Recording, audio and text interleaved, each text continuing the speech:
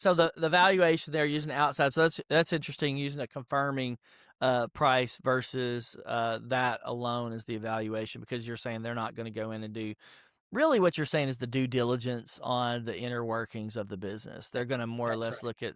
look at the financial books maybe, and then try to square things away through that, versus actually going into the, hey, what's your equipment look like?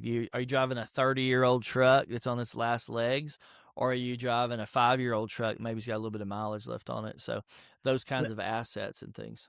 Oh, it's huge. And just one more example, since we're going so deep into this. If you take the exact same business, let's say it's a painting contractor, they paint houses, right? And you've got one that's generating $250,000 worth of seller's discretionary earnings, and another in another town that's doing the exact same. But the second one, the key employee who had been there for 20 years, just left and started a new competing business in the same town. Is that worth the same amount as the one where there's been no change like that? Or you take one where 50% of their revenue comes from one client, and the other one's got 50 clients and it's well diversified. I mean, these are all factors that should be considered and will be considered by a prospective buyer to determine what the value is based on risk and likelihood of it continuing. So those are all the things. Again, I could talk about that all day, but those are the things that really matter when it comes down to it. Yeah, absolutely. So now, shifting gears a little bit, Yeah. you got you know, people that want to get into business.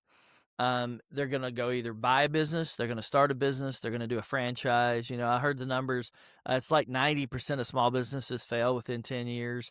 I don't know if that's an actual number or not. You get different numbers from different people. But the return stat was like 80% of franchises actually end up being successful. So it's a Mm-hmm. complete flip.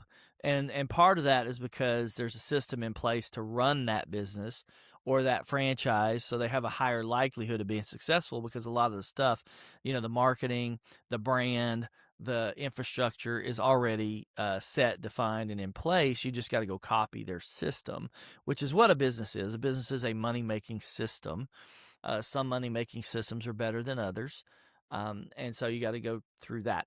Now, when somebody's trying to go acquire, say, said business that you're selling, what does that look like as far as them getting funding? Where do you see most of that?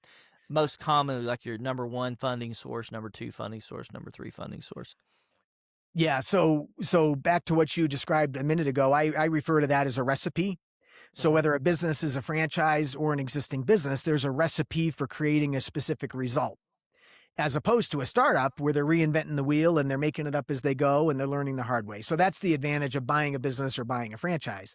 And from a funding standpoint, when somebody's ready to buy a business, unlike most things that people finance, the business needs to demonstrate that it can afford to pay for itself and support the new owner.